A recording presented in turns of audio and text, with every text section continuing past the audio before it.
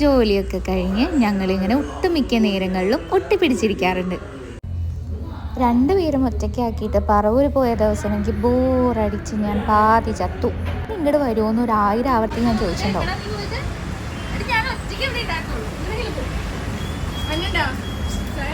കഴിഞ്ഞ ദിവസത്തെ പോലെ ഇന്നും രണ്ടുപേരും പറവൂർക്കാണ് യാത്ര. ഈ പറവൂർക്കന്നല്ലേ പോണേ?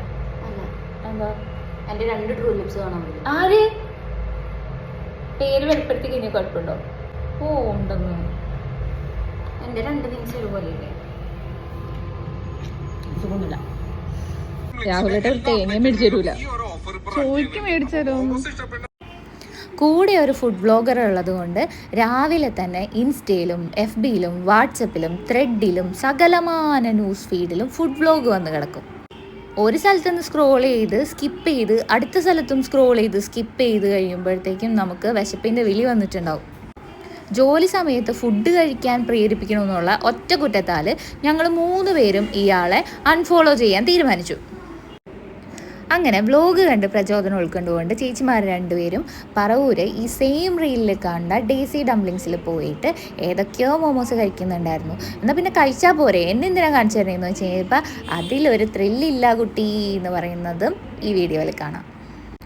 ഇനി ഇതൊക്കെ പോട്ടെ, ഓഫീസിൽ ചെന്ന് കഴിഞ്ഞപ്പോൾ എവിടെ നിന്നോ വാങ്ങിച്ച ഞാവൽപ്പഴം കഴിക്കുന്നതാണ് ഈ കണ്ടുകൊണ്ടിരിക്കുന്നത്.